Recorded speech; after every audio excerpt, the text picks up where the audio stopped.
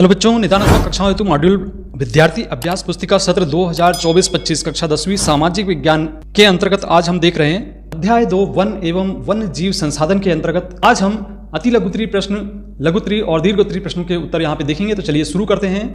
2 अंक वाले अति लघुत्तरीय प्रश्नों के अंतर्गत सबसे पहले बच्चों पहला प्रश्न है यहाँ पे, वन्य जीव संरक्षण अधिनियम में संकटग्रस्त जातियों को बचाने हेतु क्या नियम बताए गए थे। तो यहाँ पे आंसर देंगे आप, वन्य जीव के आवास को कानूनी संरक्षण दिया गया और शिकार पर तथा व्यापार पर पूर्ण प्रतिबंध लगाया जाए। दूसरा प्रश्न है, पारिस्थितिक तंत्र किसे कहते हैं। तो इसका आंसर आप देंगे, भौतिक पर्यावरण और उसमें रहने वाले जीवों को सम्मिलित रूप से पारिस्थितिक तंत्र या परितंत्र कहते हैं। इसके बाद तीसरा प्रश्न देख रहे हैं बच्चों, आरक्षित वन किसे कहते हैं। तो इसका आंसर देंगे आप, आरक्षित वनों से तात्पर्य है ऐसे वन क्षेत्रों से जो सरकार या अन्य संबंधित संगठन द्वारा वन्य जीवन के संरक्षण और संवर्धन के लिए सुरक्षित रखे जाते हैं। ये वन क्षेत्र और आमतौर पर वन्य जीवों के प्राकृतिक आवास होते हैं। बच्चों ये थे 2 अंक वाले प्रश्न। इसके बाद हम देख रहे हैं यहाँ पे 3 अंक वाले प्रश्नों में सबसे पहला प्रश्न है कि प्रशासनिक आधार पर वनों का वर्गीकरण लिखिए। तो यहाँ पे प्रशासनिक आधार पर वनों का वर्गीकरण में सबसे पहला है आरक्षित वन। इन वनों को इमारती लकड़ी का वन उत्पाद के लिए आरक्षित कर लिया गया है। इन वनों में से पशुओं को चराने वाला लकड़ी काटने की अनुमति नहीं है। इसके बाद देखते हैं दूसरा संरक्षित वन। संरक्षित वन के अंतर्गत इन वनों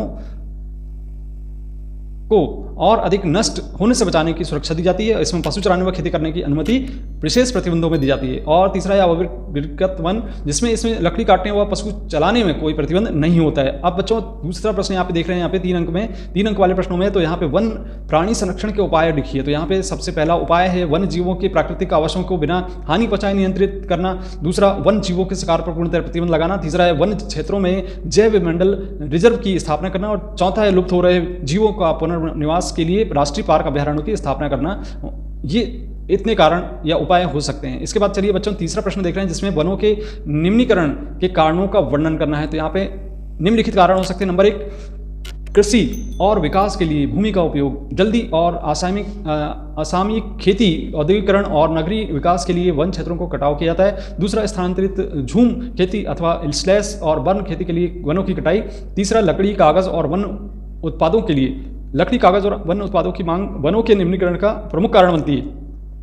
चौथा, वनों की अवैध कटाई। कुछ स्थानों पर अवैध रूप से वनों की कटाई की जाती है, जिससे वन क्षेत्र का निम्नीकरण होता है। चलिए बात करते हैं प्रश्न क्रमांक 4 की, जिसमें पूछा गया है कि जैव विविधता को प्रभावित करने वाले मुख्य कारकों को समझाइए। तो इसमें सबसे पहला जो कारक है आपका वनों का के निम्नीकरण। तो इसमें वनों के कटाव या निम्नीकरण से वन्य जीवन और पौधों के नाश का कारण बनता है। जंगलों के नष्ट होने से वन्य प्राणियों को नेतृत्व, आहार और आवास में संबंध में समस्याएं हो सकती हैं, जो जैव विविधता को प्रभावित करती हैं। दूसरा है जलवायु परिवर्तन। इसके अंतर्गत देखते हैं बच्चों, जलवायु परिवर्तन जैव विविधता को प्रभावित करता है। उच्च तापमान, सूखे, बाढ़ और बदलते जलवायु के कारण वन्य प्राणियों और पौधों के प्राकृतिक आवास में बदलाव हो सकता है और इससे उनके संख्या में कमी हो सकती है। तीसरा है जंगलों का प्रबंधन और उपयोग। वनों के गलत प्रबंधन और अनुशासनहीन उपयोग के कारण वन जीवों के नाश का सामना करना पड़ सकता है।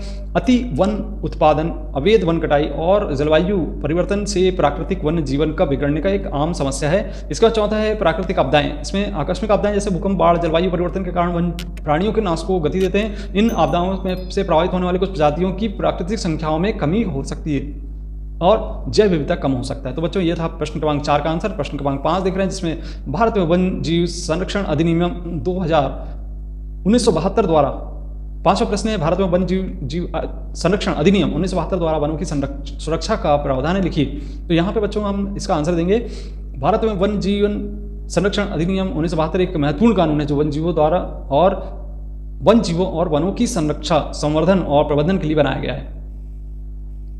इसके बाद इस अधिनियम में वनों की सुरक्षा के लिए कुछ प्रावधान वन जीव संरक्षण अधिनियम के तहत वन जीव संरक्षण क्षेत्र स्थापित किए जा सकते हैं। और इसके बाद राष्ट्रीय उद्यान अधिनियम राष्ट्रीय उद्यान स्थापित करने की अनुमति देता है, जो वन जीवों को संरक्षित करने के विशेष उपाय का पालन करते हैं। इसके बाद वन जीव संरक्षण अधिनियम के अंतर्गत वन जीवों का संरक्षण और प्रबंधन राज्य सरकार की जिम्मेदारी होती है। इसके बाद यह अधिनियम वन जीवों के संरक्षण के लिए सजागता और जागरूकता प्रोत्साहित करता है। यह लोगों को वन जीव के महत्व को समझने के लिए, उन्हें संरक्षित रखने के लिए सहायता करता है। इसके बाद प्रश्न क्रमांक 6 देख रहे हैं बच्चों, यहाँ पे वनों को किस प्रकार संरक्षित किया जा सकता है, विभिन्न उपाय लिखिए। तो यहाँ पे हम आंसर देंगे कि वन एक महत्वपूर्ण प्राकृतिक संपदा है, ये देश के विकास की महत्वपूर्ण भूमिका निभाते हैं। अतः वन संरक्षण के लिए निम्नलिखित उपाय अपनाकर वन समस्या को हल किया जा सकता है, जैसे अंधाधुंध कटाई पर प्रतिबंध लगाना, अति चराई पर रोक लगाना, वनों से वृक्ष काटने पर उनके स्थान पर वृक्षारोपण करना आवश्यक, वन क्षेत्र बढ़ाने के लिए क्षेत्रों का निर्धारण करना, वन क्षेत्रों को संरक्षित करने के लिए नितांत आवश्यकता, ईंधन के लकड़ी के ईंधन का उपयोग कम से कम हो, इसके लिए पूरक साधनों का विकास,